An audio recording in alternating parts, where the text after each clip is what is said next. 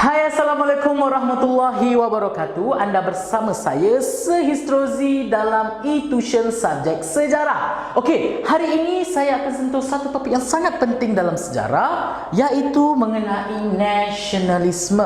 Okey, apa itu nasionalisme? Sebelum kita bergerak dengan lebih mendalam lagi, kamu kena tahu apa itu istilah nasionalisme. Korang pernah jumpa ke perkataan nasionalisme ni? Korang faham ke tidak perkataan nasionalisme ni? Okey, mengikut istilah definisinya, nasionalisme bermaksud semangat cintakan negara yang mendalam dalam sekumpulan rakyat atau sekumpulan manusia di sesebuah negara. Macam mana boleh ada semangat nasionalisme dalam diri mereka? Apa itu semangat nasionalisme sebenarnya? Okey, semangat nasionalisme ini adalah semangat yang muncul dalam diri rakyat-rakyat yang ditindas. Ditindas oleh siapa? Lazimnya ditindas oleh penjajah. Okey, kita tahu pada zaman dahulu banyak berlaku penindasan yang dilakukan oleh penjajah. Okey, penjajahan daripada barat. Okey, daripada British, Spanyol, Portugal, Itali, Perancis dan sebagainya. Mereka inilah yang datang ke negara-negara Asia dan menjalankan penjajahan. Dan lazimnya penjajahan ini menindas rakyat-rakyat penduduk asal di negara tersebut. Contoh British, dia datang ke tanah Melayu, dia menjalankan penjajahan sehingga menyebabkan berlakunya penindasan terhadap orang-orang dekat tanah Melayu. Sama juga dengan Spanyol, bila dia datang ke Filipina, dia mendapatkan kepentingan-kepentingan yang mereka inginkan, kekayaan-kekayaan yang ada dekat Filipina. Disitulah terjadinya penindasan terhadap orang-orang Filipina. Dan bila berlakunya penindasan ini semua, itulah yang menyebabkan rakyat-rakyat yang ditindas ini mula bangkit, mula ingin membebaskan diri daripada penjajah, mula ingin melakukan penentangan. Penentangan inilah yang kita gelar sebagai nasionalisme. Okey, so jelas itu maksud secara semintas. Lalu apa yang dimaksudkan dengan nasionalisme? Okey, so untuk hari ini, okey, kita akan sentuh nasionalisme ataupun peristiwa-peristiwa nasionalisme yang pernah berlaku di sekitar benua Asia pada zaman dahulu. Okey, dan kita akan sentuh 4 negara paling penting dalam melihat semangat peristiwa-peristiwa nasionalisme yang berlaku di negara mereka. Yang pertama, kita akan lihat negara India. Bagaimana nasionalisme berlaku dekat negara India? Okey, siapa yang menjajah mereka? Kenapa boleh lakunya nasionalisme dekat negara mereka? Itu yang pertama. Yang kedua, kita akan tengok nasionalisme dekat negara China. Yes, dekat China. Kita akan tengok China dahulu Kita akan tengok pula dekat China. Daripada India kita gerak kepada China. Bagaimana pula nasionalisme yang berlaku dekat negara China? Siapa yang menindas mereka? Okey, itu yang kedua. Dan kita akan bergerak pula daripada China ke kerajaan Turki, kerajaan Uthmaniyah Mesir. Dahulu ada satu kerajaan yang digelar sebagai kerajaan Uthmaniyah. Hari ini kita kenali sebagai Turki. Dahulu digelar sebagai Uthmaniyah Mesir. Okey, dan yang keempat, kita akan bergerak kepada satu negara yang sangat-sangat famous, yang sangat-sangat famous dengan kemajuan teknologi dan perindustrian mereka pada hari ini, iaitu negara Jepun. Dan empat negara ini pernah berlaku peristiwa-peristiwa nasionalisme, dan bentuk-bentuk nasionalisme yang berlaku dekat negara-negara ini berbeza-beza. Okey, mengikut fahaman dan ideologi mereka mengenai dalam mereka melihat nasionalisme itu. Okey, kita akan sentuh yang pertama adalah mengenai India. Okey, kita bawa kamu fokuskan kepada India saja dahulu. Kita akan tengok okey, bagaimana nasionalisme berlaku dekat negara India. Okey, first sekali di awal kita akan tengok negara India ini dijajah oleh siapa? Siapa yang menindas mereka? Okey, penjajahan yang berlaku di India adalah datang daripada British. Okey, British negara yang menjajah negara kita, tanah Melayu dahulu, mereka juga menjajah India. Okey, dan bila mereka menjajah, British ni telah melakukan pelbagai penindasan terhadap rakyat-rakyat di India. Okey, sehingga kan mereka rasa tertindas, hak mereka hak mereka dipulaukan sebagai rakyat asal. Okey, di situlah di mana wujudnya peristiwa yang kita gelar sebagai peristiwa Dahagi India. Nampak tak dekat situ? Peristiwa Dahagi India, ataupun dalam bahasa Melayunya kita panggil sebagai peristiwa kemerdekaan India. Bagaimana orang-orang India ni dia tak tahan dah nak kena jajah dengan dia tak tahan dah dengan penindasan yang berlaku terhadap mereka, sehingga kan mereka melakukan penentangan terhadap orang-orang terhadap penjajah British. Itu peristiwa penentangan inilah yang kita gelar sebagai nasionalisme. Okey, dan wujud dua pertubuhan ataupun persatuan penting dalam memperjuangkan kemerdekaan di India, iaitu yang pertama kita ada INC, ataupun dalam bahasa kata nama penuhnya adalah India National Congress, INC, yang ditadbir ataupun yang diketuai oleh Mahatma Gandhi. So merupakan seorang tokoh India yang sangat-sangat famous, dan kalau saya cakap, kalau kamu sebut mengenai nama Mahatma Gandhi ni sangat-sangat terkenal dekat India, even dekat seluruh dunia. Okey, disebabkan oleh perjuangan dia mendapatkan kemerdekaan sehingga beliau disanjung menjadi tokoh yang paling terkenal dekat dunia sampai ke hari ini. Okey, itu adalah INC, dan perjuangan yang dibawa oleh Mahatma Gandhi ini adalah berbentuk penentangan Satyagraha. Saya tulis kat sini Satyagraha. Saya tak sure kamu nampak ke tidak. Okey, Satyagraha. Okey, Satyagraha. Saya harap kamu nampak. Apa itu Satyagraha? Okey, kamu kena tahu, bila kita bercakap tentang nasionalisme, bila kita bercakap tentang penindasan atau penentangan terhadap penjajah, ada dua cara untuk kita menentang penjajah. Ada dua cara untuk kita menghalau penjajah daripada negara kita. Yang pertama adalah menggunakan cara sederhana, ataupun kita panggil, atau dalam bahasa mudah dia kita kata cara bincang elok-elok. Okey, kita berbincang dengan elok dengan penjajah. Kalau kita tak suka, kita tulis surat bantahan, kita buat mesyuarat berbincang. Okey, kita orang tidak mahu penjajahan, harap British boleh bagi kemerdekaan. Kita cari bincang cara elok. Itu cara yang pertama. Itu ataupun kita panggil sebagai cara sederhana atau politik sederhana. Ataupun kalau tak nak guna cara yang pertama, ada juga penentangan yang menggunakan cara kedua. Bagaimana pula cara yang kedua ini? Cara kedua ini kita panggil sebagai cara yang radikal, ataupun cara politik yang menggunakan kekerasan. Kalau tadi bincang elok-elok, ini tak bincang elok-elok. Kalau kita tak suka dengan penjajah, kita perang, kita tembak, kita guna senjata.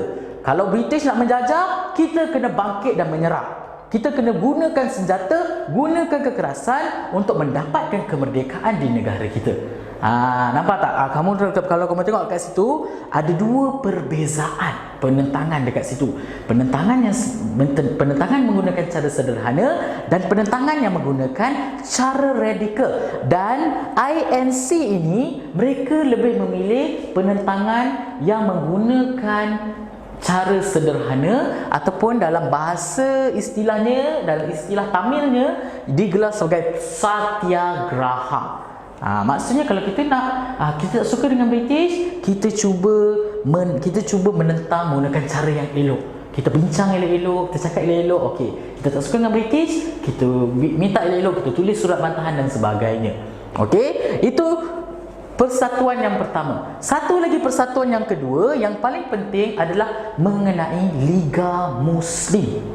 Okey, apa itu Liga Muslim? Liga Muslim adalah satu lagi pertubuhan yang berbentuk nasionalisme di samping INC, tetapi Liga Muslim ni dianggotai majoritinya daripada masyarakat Islam di India. Kalau INC lebih kepada masyarakat Hindu. Masyarakat Hindu yang akan join INC. Kalau masyarakat Islam, mereka tubuhkan satu pertubuhan yang digelar sebagai Liga Muslim. Dan dua pertubuhan ataupun dua gerakan inilah yang penting dalam penentangan nasionalisme di India. Okey, dan selain daripada penentangan, dan mereka berdua ini adalah dua gerakan atau persatuan ini, mereka menggunakan cara yang sederhana. Maksudnya kalau nak dapatkan kemerdekaan, kita kena guna cara yang elok-elok. Jangan gaduh-gaduh. Benda boleh bincang, apa nak gaduh? Okey, tetapi ada beberapa rakyat-rakyat tempatan di India yang tak suka cara sederhana ni. Sebab apa? Mereka fikir kalau dengan British tak boleh cakap elok-elok, kita tak boleh bincang. Kita kena perang, kena guna senjata dan sebagainya. Jadi, disitulah di mana wujudnya penentangan, beberapa pembentangan yang berbentuk radikal yang diketuai oleh dua rakyat tempatan atau dua tokoh intelektual di India, iaitu yang pertama bernama Bal Gangadhar dan yang kedua adalah Bipin Chandrapal. Dua orang inilah yang bertanggungjawab menggerakkan penentangan berbentuk radikal. Maksudnya mereka menggunakan kekerasan, menggunakan peperangan, menggunakan senjata untuk mendapatkan kemerdekaan. Okey, dapat dekat situ Okey, dan bila dah berlaku orang kata penentangan nasionalisme, okey, menggunakan cara sederhana, menggunakan cara radikal, akhirnya rakyat-rakyat di India mampu mengusir British keluar daripada negara mereka. Tetapi terdapat satu masalah yang berlaku di India, di mana rakyat-rakyat India ini dibahagikan kepada dua kelompok. Iaitu kelompok pertama adalah mereka-mereka yang beragama Islam, orang-orang India Islam. Dan yang kedua adalah orang-orang India yang beragama Hindu. Yang tadi masyarakat INC dan juga masyarakat Liga Muslim. Dan mereka ini ada dua pertubuhan yang besar. Di sini menjadi masalah di mana orang India ini tidak dapat mewujudkan perpaduan antara kedua-dua masyarakat yang berbeza agama ini. Okey, mereka tidak boleh bersatu padu dalam satu negara yang digelar India. Jadi apa yang berlaku? Di sinilah berlakunya pemisahan negara India kepada dua negara, iaitu yang pertama, negara yang pertama masih menggunakan nama yang sama, India, tetapi wujud satu pemisahan dan satu negara baru yang digelar sebagai Pakistan. Sebab itu pada hari ini kamu tengok ada negara yang bernama Pakistan. Pakistan ini wujud setelah berlakunya pemisahan daripada negara India. Okey, dan kalau korang kat sini, Perdana Menteri ataupun Perdana Menteri pertama India adalah Jawaharlal Nehru. Manakala Pakistan pula diketuai oleh Muhammad Ali Jinnah. Okey, dan ini adalah bagaimana peristiwa, peristiwa nasionalisme yang berlaku dekat India daripada zaman penjajahan sampailah mereka merdeka. So daripada India, saya akan bawa kamu ke satu lagi negara yang berlaku nasionalisme, iaitu di China. Dan bila kita cakap tentang nasionalisme, tadi kita cakap first kali kita kena tengok siapa yang menindas mereka sehingga adanya nasionalisme. Kalau dekat India, penindasan mereka adalah British yang menindas mereka. Kalau dekat China pula siapa? Kalau kat China dia berbeza. Mereka tidak ditindas atau rakyat-rakyat mereka tidak ditindas oleh penjajah, tetapi mereka mempunyai masalah dengan sistem pemerintahan beraja mereka. Dahulu kat China ni dia ada satu sistem beraja, sistem raja berkuasa mutlak. Okey, yang digelar sebagai dinasti Manchu atau zaman Manchu. Jadi kerajaan Manchu ini mereka tidak menjaga kebajikan rakyat mereka. Okey, mereka menindas rakyat mereka sampai rakyat ni rasa, apa guna aku ada raja kalau raja aku tidak boleh menjaga kebajikan aku sebagai seorang rakyat. Okey, disitulah di mana orang-orang Cina ini mula wujud nasionalisme dalam diri mereka untuk mereka menentang untuk mereka menentang sistem pemerintahan beraja mereka, untuk mereka gulingkan raja dan untuk mereka wujudkan satu pemerintahan yang baru, yang lebih bagus, yang lebih menjaga hak rakyat. Okey, dan pemimpin atau tokoh yang sangat penting dalam peristiwa menggulingkan dinasti Manchu adalah Dr. Sun Yat-sen. Ini merupakan nama tokoh yang sangat penting dalam masyarakat Cina. Okey, orang-orang dekat China tu memang kenal siapa ini Dr. Sun Yat-sen, sebab beliaulah yang menggerakkan atau yang memulakan R-China. Apa ini R-China? R-China adalah revolusi China ataupun perubahan China. Ini peristiwa revolusi China inilah peristiwa di mana mereka cuba menentang raja, menggulingkan raja supaya mereka boleh melantik ketua baru untuk mentadbir China. Okey, dan dalam perjuangan Dr. Sun Yat-sen, kamu tengok dekat sini, Dr. Sun Yat-sen memegang 3 prinsip utama dalam pemerintahan beliau ataupun dalam mereka menggulingkan raja. Yang pertama adalah prinsip nasionalisme. Okey, apa itu prinsip nasionalisme? Macam cakap tadi dah, semangat cintakan negara, ingin bebas daripada penindasan. Yang kedua adalah prinsip demokrasi. Apa ini demokrasi? Bagi sesiapa yang tidak pernah dengar konsep demokrasi, demokrasi merupakan satu bentuk pemerintahan, okey, yang berbentuk pilihan raya. Maksudnya kita pilih ketua kita berdasarkan pilihan raya. Siapa yang kita nak jadi ketua, kita undi. Kita buat undian.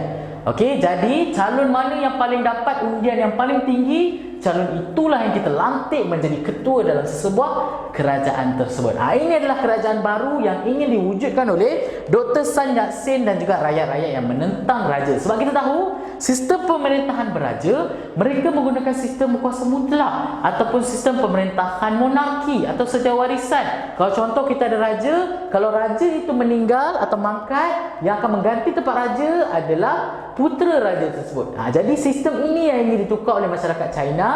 Mereka tak nak guna dah sistem ni. Mereka nak guna sistem pilihan raya. Mereka nak rakyat yang pilih siapa pemimpin mereka, siapa yang mereka rasa layak untuk memimpin negara China. Okey, itu yang kedua. Dan yang ketiga, Dr. Sun Yat-sen sangat mementingkan K sosial. Apa itu K sosial? K sosial bermaksud kebajikan sosial. Masa saya cakap tadi lah, dinasti Manchu dia tak jaga kebajikan rakyat dia. Dia biar je rakyat dia orang kata tertindas. Jadi Dr. Sun Yat-sen ini dia sangat-sangat menjaga orang kata kebajikan rakyat. Kalau boleh, rakyat itu adalah segala-galanya. Yang memilih pemimpin adalah rakyat. Yang membuat keputusan adalah rakyat. Okey, sebab itulah kebajikan sosial sangat dipentingkan dalam 3 prinsip perjuangan Dr. Sun Yat-sen. Dan 3 prinsip inilah yang digunakan oleh Sun Yat-sen dalam menggerakkan revolusi China untuk menggulingkan dinasti Manchu, iaitu nasionalis, demokrasi dan kebajikan sosial. Dan akhirnya perjuangan Dr. Sun Yat-sen ini telah mencapai kejayaan kerana pada tahun 1911 dinasti Manchu berjaya ditumbangkan, dan disitulah wujudnya satu sistem pemerintahan yang berbentuk demokrasi. Okey, so itu adalah peristiwa yang bernasionalisme yang berlaku dekat China. Kalau kamu ingat di awal-awal saya cakap tadi, nasionalisme ini dia tidak sama mengikut negara. Kalau India dijajah oleh British, jadi cara nasionalisme dia orang berbeza. Dekat China mereka ditindas oleh raja mereka, jadi nasionalisme dia orang berbeza. Tapi matlamat dia orang kalau kamu tengok masih sama. Disebabkan apa? Mereka ditindas, mereka ingin keluar daripada penindasan tersebut.